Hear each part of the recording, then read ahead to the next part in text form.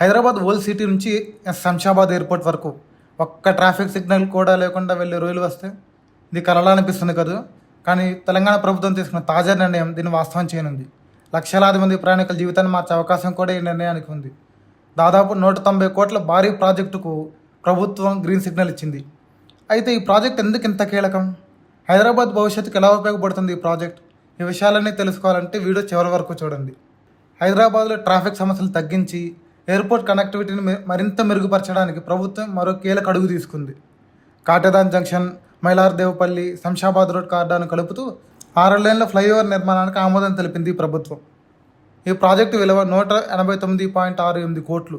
కానీ అసలు కథ ఇప్పుడు మొదలవుతుంది. హైదరాబాద్లో కాటేదాన్, మైలార్దేవపల్లి ప్రాంతాల గురించి తెలిసిన వారికి ట్రాఫిక్ సమస్య కొత్త విషయం కాదు. రోజు రోజుకి పెరుగుతున్న ఇండస్ట్రియల్ కార్యకలాపాలు, కమర్షియల్ వాహనాల రద్దీ, స్థానిక ట్రాఫిక్, ఎయిర్పోర్ట్కి వెళ్లే వేలాది వాహనాలు ఈ 3 జంక్షన్ల వద్ద భారీ ట్రాఫిక్ జామ్లు కారణమవుతున్నాయి. కొన్ని కిలోమీటర్ల ప్రయాణానికి కూడా చాలా సమయం పడుతుంది. అందుకే ప్రభుత్వం ఈ సమస్యకు శాశ్వత పరిష్కారం కోసం ఈ మెగా ప్రాజెక్టును తీసుకొచ్చింది. ఈ ప్రాజెక్ట్ లక్ష్యం ఒక్కటే, సిగ్నల్ ఫ్రీ ట్రావెల్.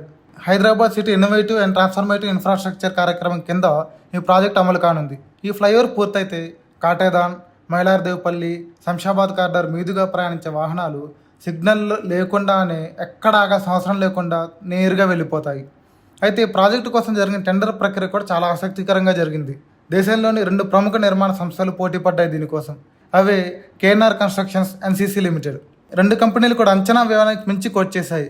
కానీ చివరకు కేఎన్ఆర్ కన్స్ట్రక్షన్స్ తక్కువ బిడ్తో విజేతగా నిలిచింది. దీంతో ప్రభుత్వం ఆమోదం లభించింది. త్వరలోనే పనులు కూడా ప్రారంభం కానున్నాయి. ఇక్కడ ఒక ఇంట్రెస్టింగ్ విషయం కూడా ఉంది. ఇది కేవలం ఫ్లైఓవర్ ప్రాజెక్ట్ కాదు, హైదరాబాద్ ట్రాఫిక్ భవిష్యత్తును మార్చే ఒక పెద్ద ప్రణాళికలో భాగం. ప్రస్తుతం KBR park junction, Fox Nagar bridge, Gachibowli triple junction వద్ద కూడా భారీ ప్రాజెక్టులు కొనసాగుతున్నాయి.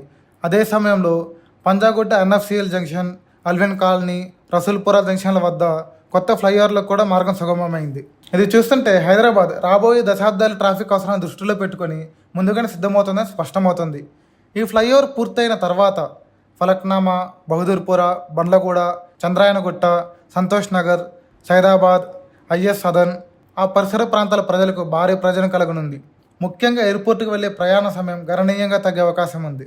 కానీ ఇప్పుడు అందరి మనసులో ఒకే ప్రశ్న, 190 కోట్ల మెగా ఫ్లైఓవర్ నిజంగానే ట్రాఫిక్ సమస్యకు శాశ్వత పరిష్కారమా, లేక హైదరాబాద్ పెరుగుతున్న వేగానికి అనుగుణంగా భవిష్యత్తులో మరిన్ని భారీ ప్రాజెక్టులు అవసరమవుతాయా?